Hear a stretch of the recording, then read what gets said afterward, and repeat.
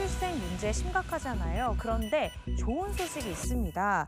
이 20대와 30대를 대상으로 한 조사에서요. 이 결혼과 출산 의향이 크게 높아졌다는 조사 결과가 나왔습니다. 네, 정부의 대대적인 저출생 대책, 점점 그 효과가 좀 나오는 걸까요? 네, 그런 것 같습니다. 이 저출산 고령사회위원회는요, 올해 8월 31일부터 9월 7일까지 25세에서 49세 사이의 남녀 2,000명을 대상으로 결혼, 출산, 양육 및 정부 저출생 대책에 대한 인식 조사를 실시를 했습니다.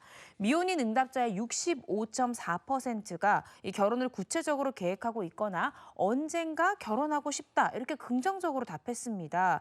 이 지난 3월 실시한 결과와 비교해 봤을 때 무려 4.4%포인트가 높아진 수치고요. 특히나 30대 여성의 인식 변화가 가장 컸습니다. 이 30대 여성들은요, 3월보다 무려 11.6%포인트가 높아진 60%가 결혼할 의향이 있다 이렇게 대답을 했고요. 결혼을 긍정적으로 인식하는 비율 또한 눈에 띄게 올라갔습니다. 네, 출산에 대한 의향도 눈에 띄게 높아졌다고요? 네, 그렇습니다. 자녀는 있어야 된다 이렇게 응답한 비율이 높아졌고요. 자녀가 없는 미혼 또는 이 기혼의 남녀의 출산 의향도 상승한 것으로 조사 결과가 나왔습니다.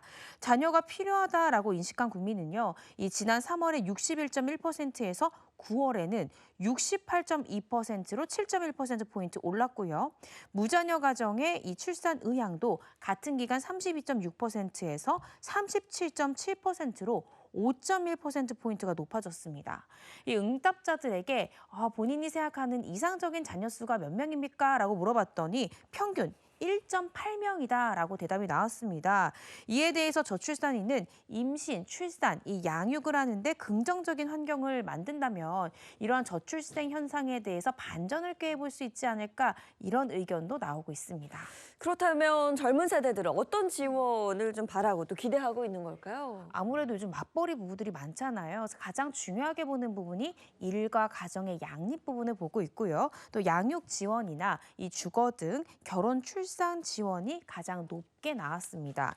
이 저출생 대책의 세부 과제별 인지도와 또 이 기대 효과에 대한 측면에 대해서는 결혼 출산을 위한 이 주거 지원 확대가 가장 높은 응답률을 기록했고요. 저출생 문제 해결을 위해서는 이 육아기 때 유연근무 사용 활성화 과제에 대한 선호도가 높은 것으로 집계가 됐습니다.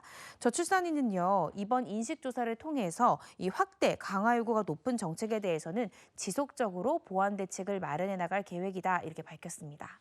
결혼 출산에 대한 긍정적인 조사 결과가 참 좋네요. 네. 이참에 시너지를 높일 수 있는 정책들이 좀 많이 나왔으면 좋겠습니다.